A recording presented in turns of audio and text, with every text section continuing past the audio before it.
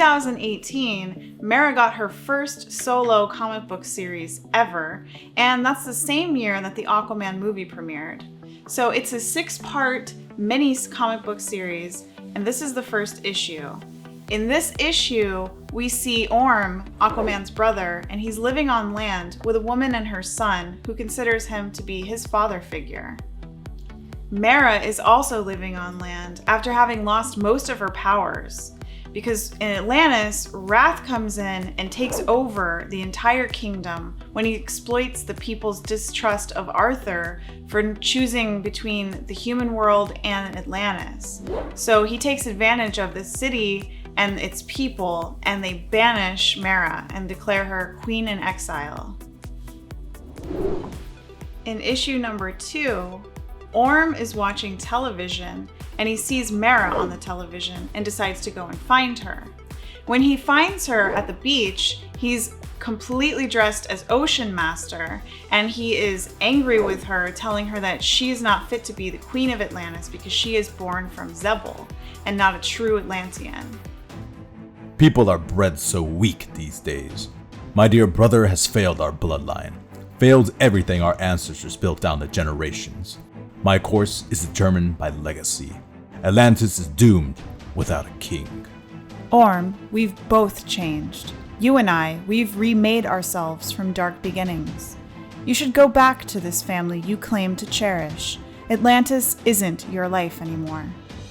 It is in turmoil. It has no monarch to save it. Yes, it does. I am Queen of Atlantis. He attacks her and she gets upset, so she fights back, but her powers are not what they were, so she's actually a little bit weaker than him. And he overpowers her, and just as he's about to make a kill with his trident, his family shows up, his girlfriend and her son, and his son pleads with him not to take her life. Dad, what are you doing? Tommy? In issue number 3, Erin, also known as Orm's girlfriend, questions why he would just leave her and her son with nothing but a note, and why he and Mera were fighting in the first place. So then Orm and Mera decide to explain to her the situation that's going on in Atlantis and why they were fighting. And she suggests that they actually work together for the greater good, which is to help Atlantis. So Mera and Orm finally agree that they will work together, and they return to the sea. When they get to Zebul, which is their first stop, they're attacked by the guards, and Mera pleads with Orm not to kill the guards. Then later, they make it to Atlantis, and they are met with Laron, which is Mera's old teacher, and her former husband-to-be, King Nereus. I warned you. We mustn't ignore their customs or provoke them. I think we're past that. Well, well, King Nereus. Look what the tides washed in. Indeed, Liron. My archenemy Orm Marius, and my traitor wife, Mera.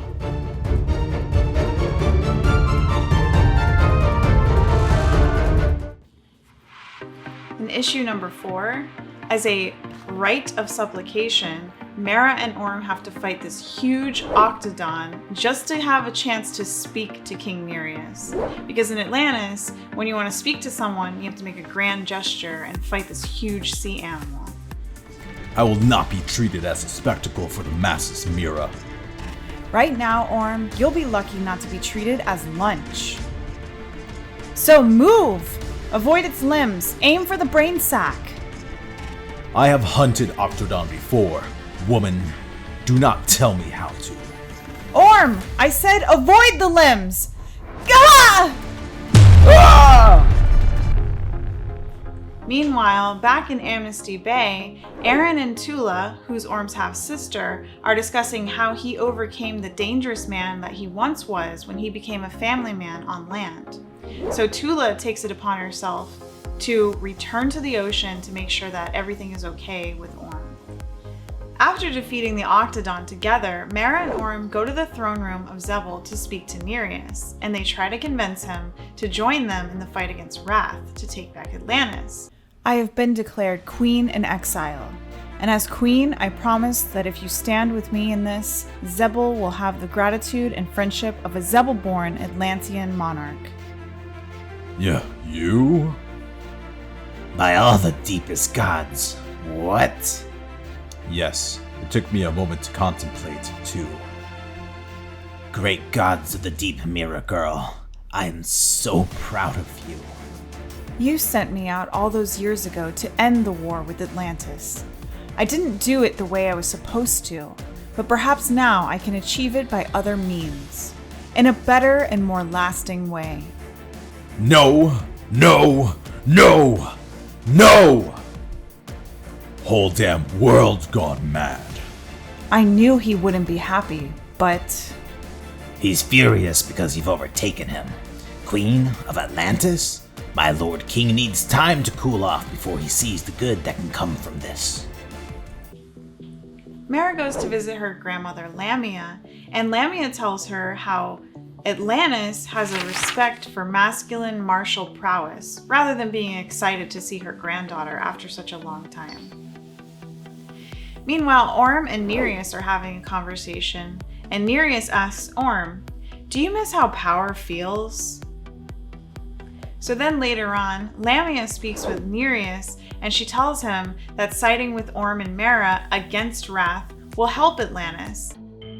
We need an unbreakable bond of blood of family. I'm already under Orm's skin.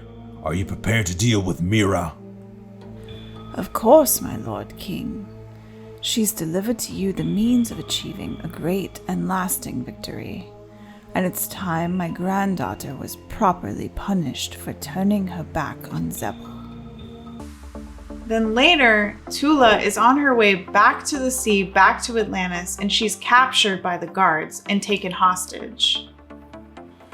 In issue number 5, the following day, Nereus and Orm are having a follow-up conversation to their previous conversation, and Nereus finally agrees that joining forces is the right way to go about things because it will help Atlantis in the fight against Wrath. But he does make Orm an offer that he just can't refuse. You're asking me to side with an enemy, an old enemy, with a traitor like Mera in charge of their kingdom. There are opportunities here, ones you have not even considered. So let me explain them to you, my old friend. Later, Lyron warns Mera that Lamia is an arch manipulator, and she doesn't want to believe that her own grandmother would let Zebul be destroyed just because she turned her back and left all those years ago.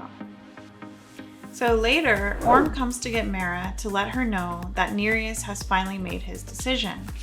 When they're on their way back to the throne room, Mera says that she's sure he will agree to join them in their cause, and she thanks Orm and tells him how grateful she is that he decided to join and be on the same side with her.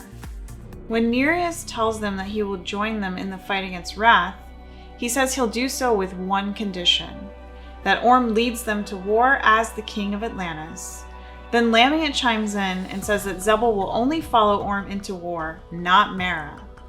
That Atlantis is tied to the king of Zebul through blood, so they plan to marry him to Tula by force, of course, and Mera protests and punches Orm for striking a deal behind her back. I don't blame her. She says that Zebul does not get to decide who the ruler of Atlantis will be. Nereus has his guards raise their weapons to her, and she demands a trial by combat. So the next issue is called Mortal Kombat.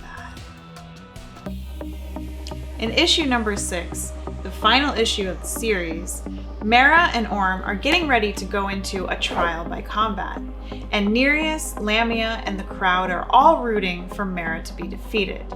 Nereus even says that the person that's defeated in the battle is going to be executed.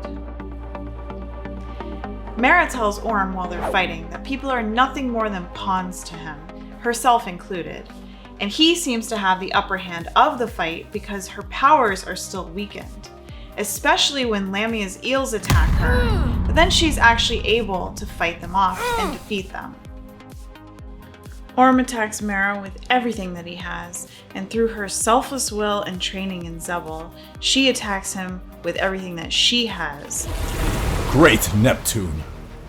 You may command the ocean and the storm, but I command water itself. Where is your storm now? I am stopping the water from moving through your lungs, Orm. I have control over your very life. I can stop your breathing.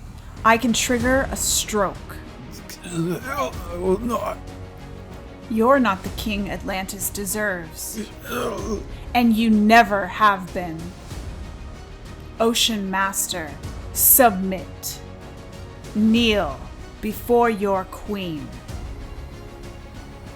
So Orm submits to his defeat by Mera, and she has him remain a prisoner of Atlantis, unable to return to the shore to see his family again. And Tula is released from custody and able to return to the shore and to her life that she had there. Then Lamia, Mera's grandmother, shows that she's very, very impressed by Mera's ability to handle herself in battle, and she finally accepts her as the true Atlantean that she is and stops conspiring against her. Then the best part is when King Nereus agrees that he's going to adhere to the Atlantean laws and accept Mera as the Queen of Atlantis.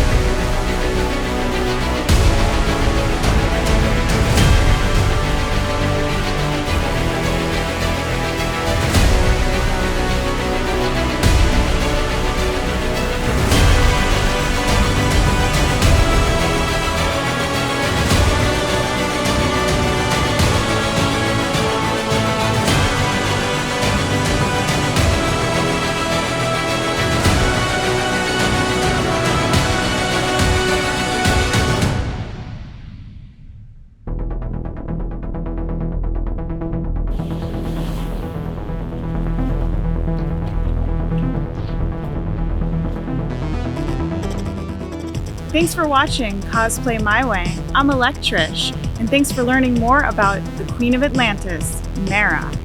Hope you enjoyed this episode, and we'll see you in the next one. If you have any suggestions for cosplay you want to see me do next, drop it into the comments.